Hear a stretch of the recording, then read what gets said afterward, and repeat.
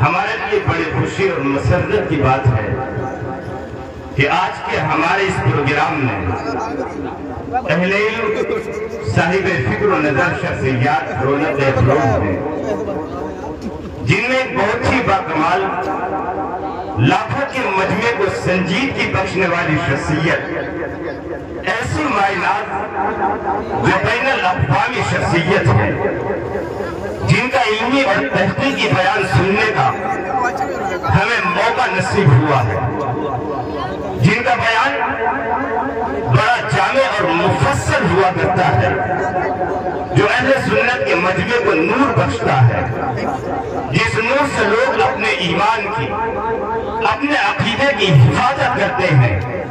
میری مراد بے باک زبان کے مالک، علم میں گہرائی و گہرائی اور زبان میں شیرینی رکھنے والی شخصیت، آج کے اس اجلاس کے مہمان معزز شہنشاہ خطابت حضرت اقدس مولانا زبیر عالم صاحب قاسمی دامت برکاتہم العالیہ، شیخ الحدیث دارالعلوم جامع الرحمانوں سے وابستہ، ہماری کشتیاں رہتی ہیں طوفانوں سے وابستہ، ہمارا ہی جگر ہے یہ ہمارا ہی کلیجہ ہے، ہمارا ہی جگر ہے یہ ہمارا ہی کلیجہ ہے، ہم اپنے زخم رکھتے ہیں نمک دانوں سے وابستہ، نلیچل خانقاہوں کی طرف شیخ حرم مجھ کو مجاہد کا تو مستقبل ہے میدانوں سے وابستہ۔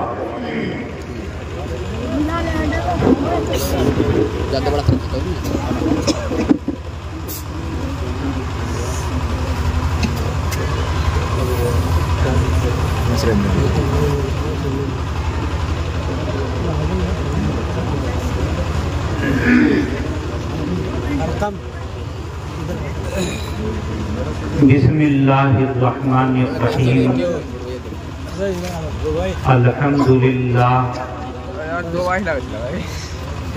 الحمدللہ نحمده ونستعینه ونستغفره ونؤمن به ونتوکل علیہ ونعوذ باللہ من شرور انفسنا ومن سیئات اعمالنا ونعوذ باللہ من شرور انفسنا ومن سیئات اعمالنا من یهده اللہ فلا مضل له ومن یضلل فلا هادی له وأشهد أن لا إله إلا الله وحده لا شريك له وأشهد أن محمدًا عبده ورسوله صلى الله عليه وعلى آله وصحبه وأزواجه أجمعين، أما بعد، أعوذ بالله من الشيطان الرجيم، بسم الله الرحمن الرحيم، إنما المؤمنون الذين إذا ذكر الله وجلت قلوبهم وإذا تليت عليهم آياته زادتهم إيمانا وعلى ربهم يتوكلون،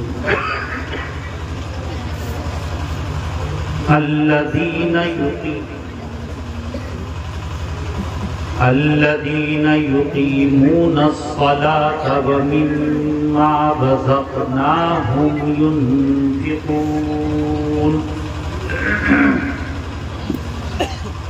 أولئك هم المؤمنون حقا،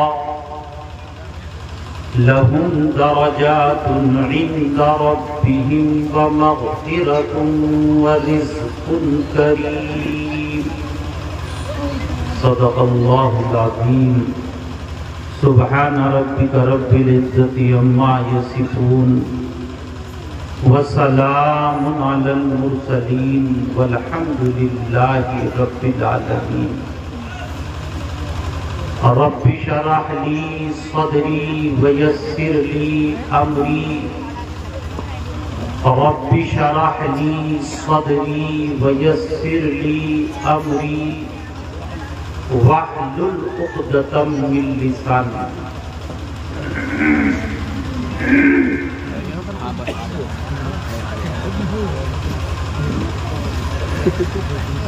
عزت مآب جناب صدر محترم، معزز علماء، بزرگوں، نوجوان ساتھیوں، بھائیوں، پردہ نشین اسلامی ماؤں اور بہنوں،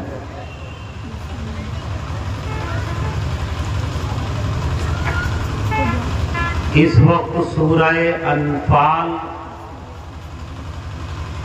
اس کا کچھ حصہ آپ حضرات کے سامنے تلاوت کیا.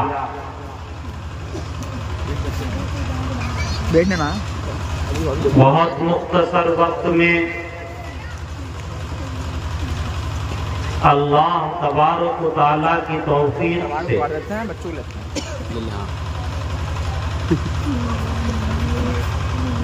چند باتیں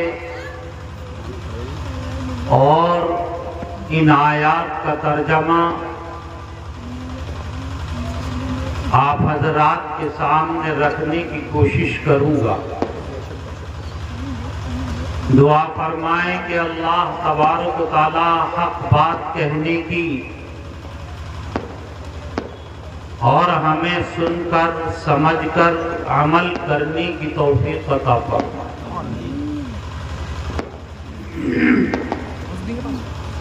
یہ جو اس وقت میں نے قرآن پاک کا حصہ تلاوت کیا ہے، یہ سورہ انفال سے ہے. ہمارے مفسرین کا کہنا یہ ہے کہ سورہ انفال مدینہ منورہ میں نازل ہوئی.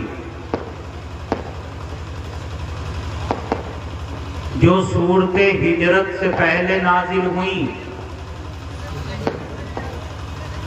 ان صورتوں کو مکی کہا جاتا ہے، اور جو صورتیں ہجرت کے بعد نازل ہوئیں ان صورتوں کو مدنی صورتیں کہا جاتا ہے. تو یہ صورت مدنی صورت ہے.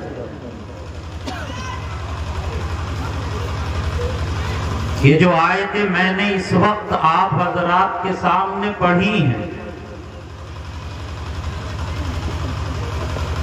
ان آیتوں میں اللہ تبارک و تعالیٰ نے نوٹ کریں ایمان والے مردوں اور ایمان والی عورتوں کی 5 صفات کو ذکر کیا. یہ ہے ذہن میں رکھنے کی بات. 5 صفات، 1 2 3 4 اور 5. مقصد کیا ہے؟ مقصد یہ ہے کہ ہم ان صفات کو بہت توجہ سے، زیادہ لمبی چوڑی تقریر نہیں کروں گا، مقصد یہ ہے کہ ہم ان صفات کو اپنے اندر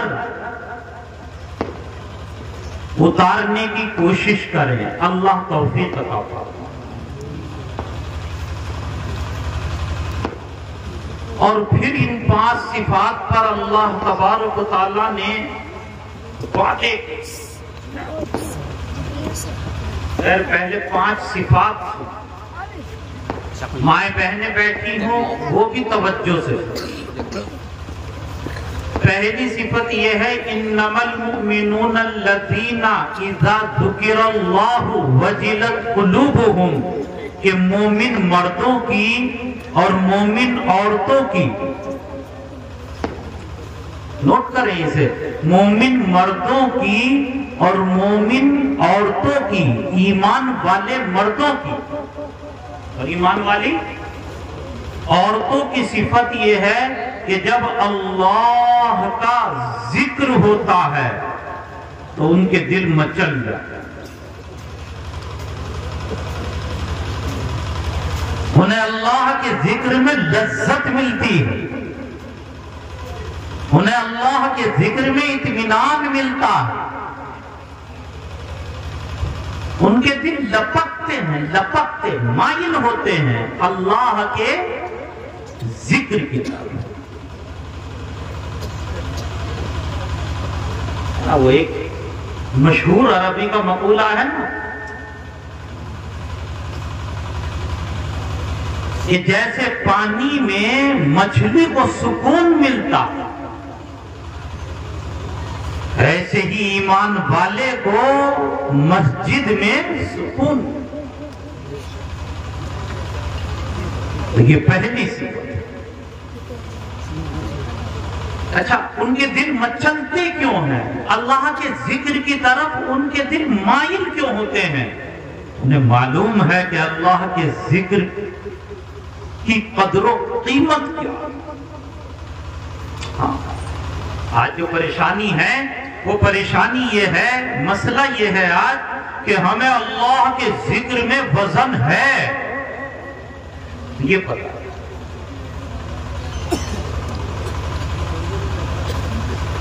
لوہے میں وزن ہے، اسے تو میں جانتا ہوں۔ ہوا میں وزن ہے، اسے میں جانتا ہوں۔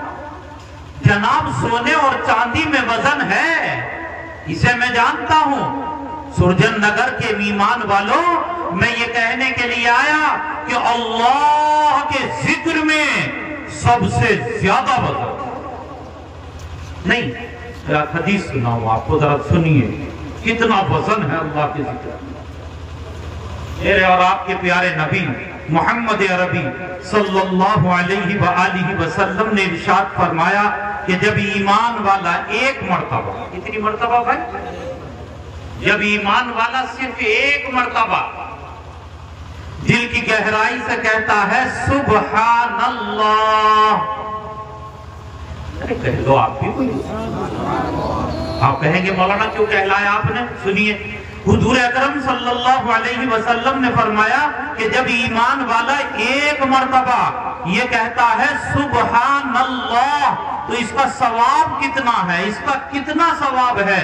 فرمایا حضور اکرم صلی اللہ علیہ وآلہ وسلم نے کہ کل قیامت کے دن جو اعمال کو تولنے کا ترازو ہے اس کا آدھا پڑلا ثواب سے بھر جاتا ہے، آدھا۔ اچھا، کتنی دیر لگی سبحان اللہ کہنے میں؟ ایمانداری کی بات بتائیے۔ مائیں بہنیں سن نہیں ہو تو نوٹ کریں، وہ بھی پڑھیں ایک مرتبہ سبحان اللہ۔ ایک مرتبہ پڑھا، آدھا پڑھنا بڑھ گیا۔ یا نبی اللہ، جو آدھا رہ گیا وہ کیا ہوگا؟ ہائے ہائے، رحمت عالم محمد عربی صلی اللہ علیہ وسلم کی رحمت آج جوش میں ہے۔ میرے کملی والے مصطفیٰ صلی اللہ علیہ وسلم نے فرمایا کہ سبحان اللہ کے بعد اگر یوں کہے الحمدللہ، کہو بھائی، یہ تو ہمارے مفتی صاحب نے لکھا نا روحانی اجلاس، کچھ اثر تو آئے اس کا، کہو کیا الحمدللہ۔ ارے لال ٹوپی تم بھی کہو، کیا کہو؟ الحمد۔ تو فرمایا کہ جب الحمدللہ کہا تو وہ جو آدھا پڑھنا باقی رہ گیا تھا، میرے کملی والے مصطفیٰ صلی اللہ علیہ وسلم نے فرمایا کہ وہ آدھا پڑھنا بھی بھر جاتا۔ اب اس کے بعد پھر کیا ہے؟ اللہ اکبر، یوں فرمایا حضور اکرم صلی اللہ علیہ وسلم نے سرجن نگر کے رہنے والوں خوشی مناؤ، آؤ اور ایک مرتبہ جھوم کر جتنا مجمع بیٹھا ہے سب کہیں اللہ اکبر، کہ جب بندہ اللہ اکبر کہتا ہے تو زمین سے لے کر آسمان تک یہ جتنا خلا ہے، لا الہ الا اللہ، زمین سے لے کر آسمان تک یہ جتنا خلا ہے، اللہ اتنا ثواب دیتے، اللہ اتنا ثواب دیتے، اللہ اتنا ثواب دیتے ہیں کہ زمین سے لے کر آسمان تک یہ ساری کی ساری فضا، یہ سارا کا سارا خلا اللہ اکبر کے ثواب سے بھر جاتا ہے۔ کسی کے پاس ترازو جو تول سکے؟ میں یہ سمجھانے کی کوشش کر رہا ہوں کہ اللہ کے ذکر میں وزن ہے، کس سے زیادہ؟ لوہے سے بھی زیادہ، پتھر سے بھی زیادہ، جناب سمندر سے بھی زیادہ، زمین سے بھی زیادہ، آسمان سے بھی زیادہ، پہاڑوں سے بھی زیادہ، اور ساری کی ساری کائنات سے زیادہ وزن اللہ کے نام ہے۔ ایک حدیث پاک یاد آئی، سناتا ہوں آپ کے سامنے کہ کل جب قیامت کا دن ہوگا،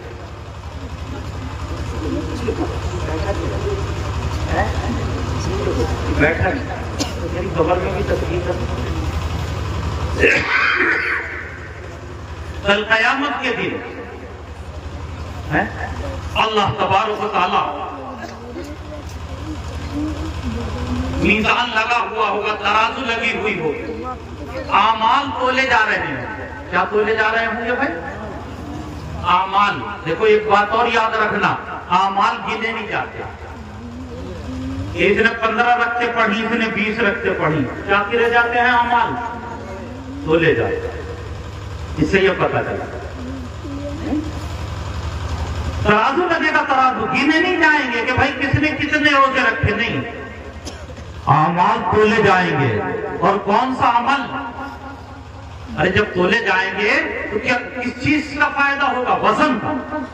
تو مسئلہ یہ ہے کہ اعمال میں وزن کیسے آئے؟ نماز تو پڑھی، نماز میں وزن کیسے آئے؟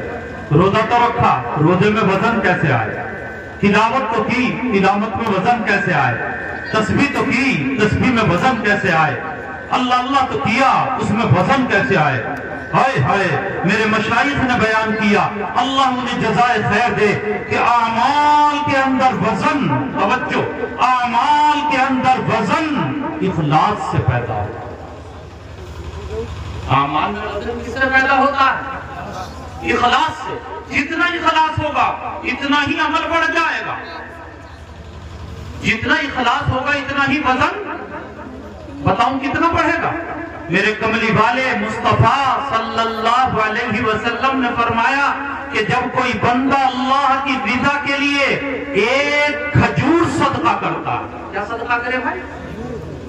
کھجور اتنا ہی بڑا تو ہوتا ہے نا، عام طور سے کھجور اتنا ہی بڑا تو ہوگا نا، اتنا موٹا اتنا ہی بڑا بس۔ یوں فرمایا کہ اللہ کے لیے جب ایک کھجور صدقہ کرتا ہے، آئیے تو فرمایا، حدیث پاک میں آیا کہ اللہ تبارک و تعالیٰ اس کھجور کے ثواب کو بڑھاتا، اس کھجور کے ثواب کو اللہ بڑھاتے ہیں۔ کتنا بڑھاتے ہیں؟ بڑھاتے ہیں۔ میرے آقا و مولا محمد عربی صلی اللہ علیہ وسلم نے فرمایا کہ اتنا بڑھاتے ہیں کہ کل قیامت کے دن وہ ایک کھجور کا ثواب پہاڑ کے برابر پہنچ گا۔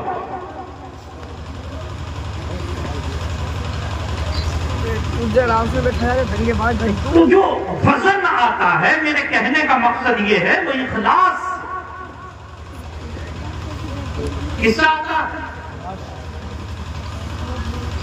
اخلاص سے آتا ہے۔ انما المؤمنون الذین اذا ذکر اللہ وجلت قلوبہم، اہل ایمان کی پہلی صفت یہ آئی ہے کہ ان کے دل مچل جاتے ہیں، ہائے ہائے اللہ کے ذکر کو سننا، سارا مجمع آمین کہہ دے کہ میرا مولا ہم سب کی یہ کیفیت بن۔ اب ذرا ہم اپنے حالات کے اوپر غور کریں، اگر ہم گانا سنتے ہیں تو ہمارے دل مچلتے ہیں، دھڑکتے ہیں، بہت سے ساتھیوں کے تو ہاتھ بھی دھڑکنے لگتے ہیں، کسی کے پیر بھی ہلنے لگتے ہیں، جیسے تاشے کی آواز آتی ہے، ڈھول کی آواز، میوزک کی آواز آتی ہے تو اس کے جسم کے اندر بھی حرکت پیدا ہو جاتی ہے۔ ارے بڑوں کی تو بات چھوڑو، 5-5, 6-6, 7-7, 8-8 سال کا بچہ جب وہ میوزک کی آواز سنتا ہے تو اس کے جسم کے اندر بھی ایک طرح کی حرکت آ جاتی ہے۔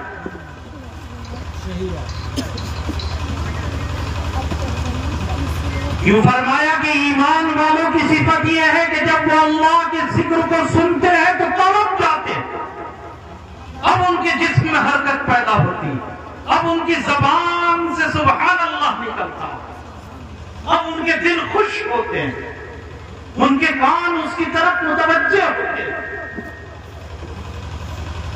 آئیے دوسری صفت کیا ذکر کی؟ دوسری صفت یہ ذکر کی انما المؤمنون الذين اذا ذكر الله وجلت قلوبهم واذا تليت عليهم آياته زادتهم ایمانا۔ اور ایمان والوں کی دوسری صفت یہ ہے کہ جب قرآن کی آیتیں پڑھ کر انہیں سنائی جاتی ہیں تو ان کے ایمان میں ترقی ہوتی ہے، ان کے ایمان بڑھتا ہے، ایمان کے نور کے اندر ترقی ہوتی چلی جاتی ہے۔ احادیث سے پتہ چلتا ہے کہ یہ قرآن اللہ کا وہ کلام ہے کہ اس کا پڑھنا بھی سنت ہے اور اس کا سننا بھی سنت ہے۔ ہاں، اسے پڑھے یہ بھی سنت ہے اور اسے سنے یہ بھی فائدے سے خالی نہیں، یہ بھی سنت ہے۔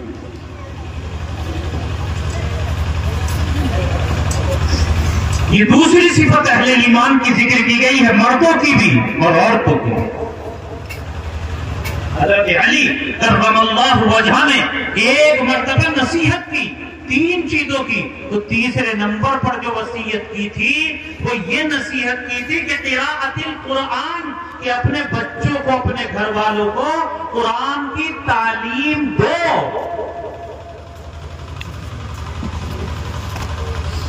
کہ وہ قرآن پڑھیں۔ لیکن بھائی بچے تو جب قرآن پڑھیں گے، گھر کے اندر تو جب قرآن کا ماحول ہوگا جب پہلے گھر کے بڑے قرآن پڑھیں۔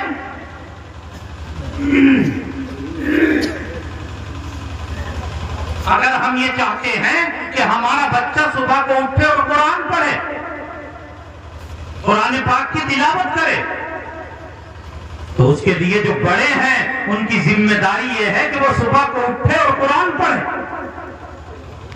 بچے کو اللہ تبارک و تعالیٰ نے نقلچی بنایا ہے، یہ تو جیسا دیکھتا ہے ویسا کرتا ہے،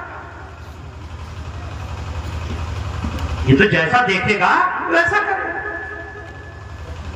آپ چاہے کبھی دیکھیے، اگر بچے کے سامنے نماز پڑھے تو اسے جو کوئی کپڑا مل جاتا ہے اسے بچھائے گا، اور بچھانے کے بعد وہ بھی سجدہ کرنا شروع کر دے گا۔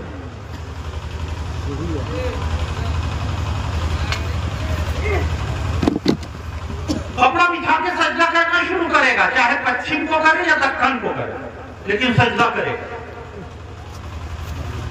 اگر ہم یہ چاہتے ہیں کہ بچہ قرآن پڑھے تو ہمیں خود قرآن کی پابندی کرنی پڑے گی، ہم خود قرآن پاک پڑھیں۔ اگر ہم پڑھیں گے تو پھر ہمارے بچے بھی انشاءاللہ قرآن پڑھنے والے بنیں گے انشاءاللہ۔ خرابی کہاں سے آئی؟ یہ برا مت مانیے گا، خرابی یہاں سے آئی کہ ہمارے گھروں میں قرآن پاک کی تلاوت کا ماحول ہی ختم ہو۔ اگر کوئی قرآن کی تلاوت کر بھی رہا ہے تو مسجد میں، میں یہ نہیں کہہ رہا ہوں کہ مسجد میں قرآن کی تلاوت کرنا غلط ہے،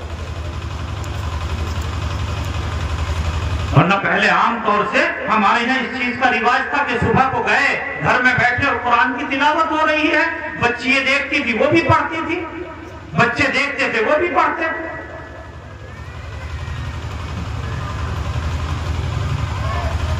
جس گھر میں دیکھیے، چھوٹے کو دیکھیے یا بڑے کو دیکھیے، کسی کے سامنے قرآن کھلا ہوا نہیں ہے. ہاں موبائل ہر ایک کے سامنے کھلا ہوا ہے. 2 سال کا، 2.5 سال، 3 سال کا بچہ جب وہ سمجھ پیدا کرتا ہے، دیکھیے بچہ چھوٹا ضرور ہوتا ہے لیکن اس کا دماغ چلتا رہتا ہے. یہ اللہ تعالیٰ نے جو 2 کیمرے لگائے ہیں نا آنکھیں، یہ برابر فوٹو لیتے رہتی ہیں اور فوٹو لے لے کے کہاں بھیجتی رہتی ہیں، وہ دماغ میں ساری پکچریں دماغ میں جمع ہوتی ہیں. اب یہ سوچتے ہیں کہ بچہ بھی 1 سال کا نہیں، بچہ بھی 2 سال کا نہیں، بچہ بھی ماں کے پیٹ میں ہے نہیں. جو کچھ ہوتا ہے بچہ اسے اخذ کرتا ہے، اخذ کرتا ہے. کس کے ذریعے اخذ کرتا ہے؟ آنکھوں کے ذریعے. کس کے ذریعے اخذ کر رہا ہے؟ کان کے ذریعے. بچہ پیدا ہوا، وہ دیکھ رہا ہے کہ اماں کو بھی دیکھا کہ صبح کو کیا لیے بیٹھی، موبائل. ابا کو دیکھا کہ وہ بھی کیا لیے بیٹھا، موبائل. بھیا کو دیکھا کہ وہ بھی کیا لیے بیٹھا، موبائل. بہن کو دیکھا کہ وہ بھی کیا لیے بیٹھا، موبائل. اور چچا آئے تو وہ بھی کیا لے کر بیٹھ گئے، موبائل. اور ماما آئے تو وہ بھی کیا کھول کے بیٹھ گئے، موبائل. تو وہ یہ سمجھتا ہے کہ سب سے زیادہ اہم یہی ہے.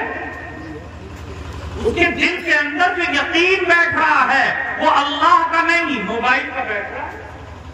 اور اگر آپ مثال لینا چاہیں تو میں مثال دے دوں آپ کو. بچہ رو رہا ہو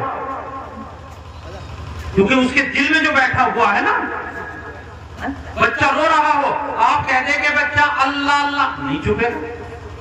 آپ کہہ دیں کہ لا الہ الا اللہ، نہیں چپے گا. اور موبائل چلا دے تو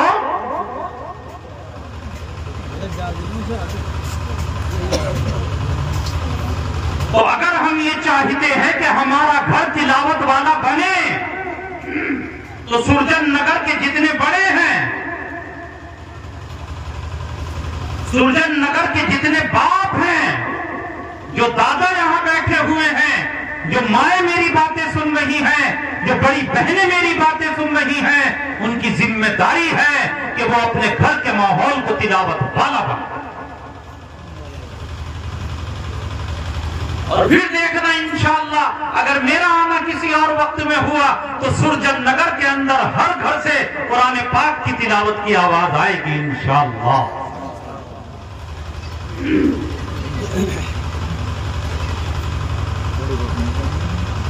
انما المؤمنون الذين اذا ذكر الله وجلت قلوبهم واذا تليت عليهم آياته زادتهم ایمانا.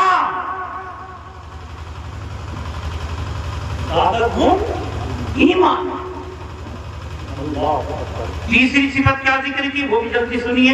تیسری صفت یہ ذکر کی کہ وَعَلَىٰ رَبِّهِمْ يَتَوَكَّلُونَ، کہ ایمان والے مردوں کی اور ایمان والی عورتوں کی تیسری صفت یہ ہوتی ہے کہ انہیں اپنے رب پر، اپنے اللہ پر بھروسہ ہو. وہ جانتے ہیں کہ بیماری کا دینے والے وہ ہیں تو بیماری کو دور کرنے والے بھی وہی ہیں. عزتوں کے دینے والے وہ ہیں، کاروبار کے چلانے والے وہ ہیں. وَعَلَىٰ رَبِّهِمْ يَتَوَكَّلُونَ. نبی کریم صلی اللہ علیہ وسلم کی ایک بات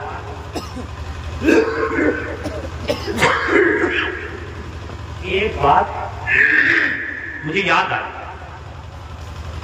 سیرت سے متعلق. توکل کے اوپر، اللہ پر بھروسہ، اللہ پر بھروسہ. کیا یاد آیا؟ جب نبی کریم صلی اللہ علیہ وسلم نے ہجرت کی نا تو مکہ کے غنڈوں نے یہ اعلان کیا تھا کہ ابو بکر رضی اللہ تعالی عنہ اور حضور اکرم صلی اللہ علیہ وسلم کو جو زندہ یا مردہ پکڑ کے لائے گا اسے ایک دیت کی برابر اونٹ دیے جائیں گا. ایک دیت کتنی ہوتی ہے؟ 100 اونٹ.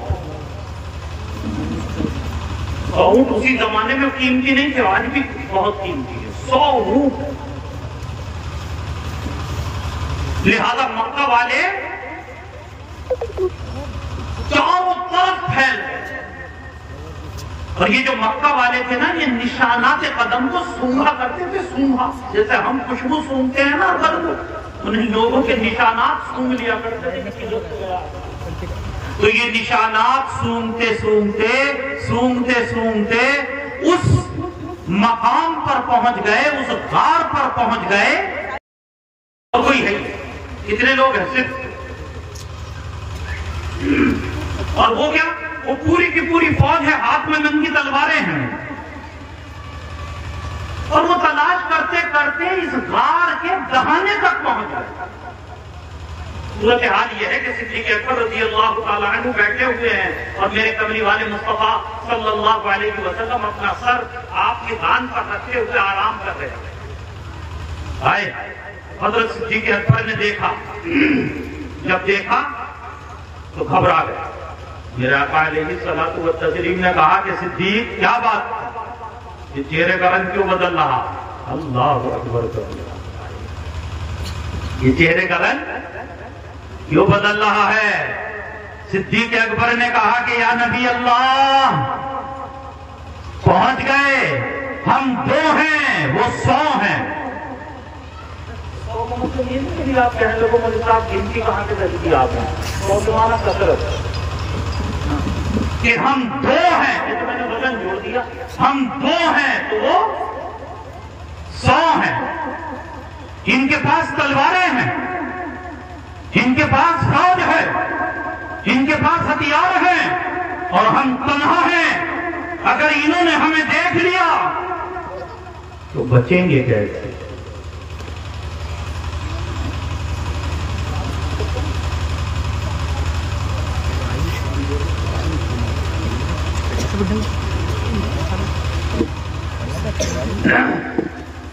تو یہ کہا کہ اگر انہوں نے ہمیں دیکھ لیا تو بچیں گے نہیں۔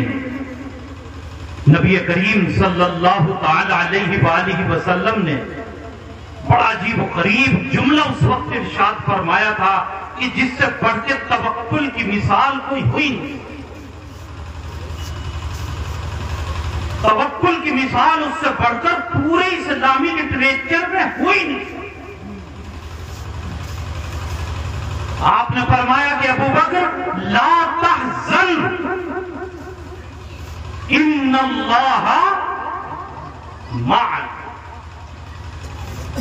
ابو بکر یہ حقیقت ہے کہ ان کے ساتھ ہتھیار ہیں، ان کے ساتھ آدمی ہیں، ان کے ساتھ فوج ہے، ان کے پاس طاقت ہے، لیکن ابو بکر ایک چیز ایسی ہے کہ جو ہمارے ساتھ ہے ان کے ساتھ نہیں، وہ ہے اللہ۔ اللہ ہمارے ساتھ ہے ان کے ساتھ۔ وَعَلَىٰ رَبِّهِمْ يَتَوَكَّلُونَ، اور اللہ کی ذات پر بھروسہ۔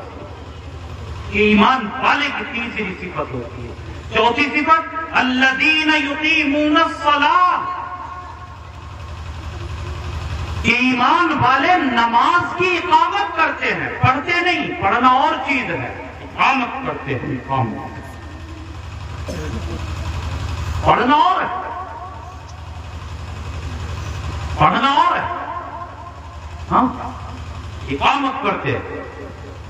یقیمون الصلاۃ ومما رزقناہم ينفقون، اور جو ہم نے انہیں عطا کیا ہے مال، اس میں سے راہ خدا میں عطا بھی کرتے ہیں۔ یہ جو 5 صفات ذکر ہو گئی تو اس کے بعد میں پھر اللہ تبارک و تعالیٰ نے فرمایا اولئک هم المؤمنون حقا، حقیقتاً، حقا حقیقتاً۔ ہاں ویسے تو کوئی بھی کہہ دے کہ میں اولئک، یہ ہیں ایمان والے۔ جب یہ 5 صفات آ جائیں گی اب ایمان والا ہے۔ اب کیا ملے گا؟ لہم درجات عند ربہم، جب اللہ کے پاس میں پہنچیں گے تو وہاں اونچے اونچے درجات، مغفرۃ، اور اللہ کی طرف سے مغفرت کے وعدے، ورزق کریم، اور رزق ملے گا، اور رزق بھی کون سا؟ عزت والا، جس میں کوئی ذلت ہی نہیں۔ یہ 5 صفات مجھے ذکر کرنی تھی، اور اس جذبے کے ساتھ کہ اللہ تبارک و تعالیٰ مجھے آپ کو ہم سب کو ان 5 صفات کو اپنے اندر لانے کی، داخل کرنے کی توفیق عطا فرمائے۔ وآخر دعوانا الحمد للہ۔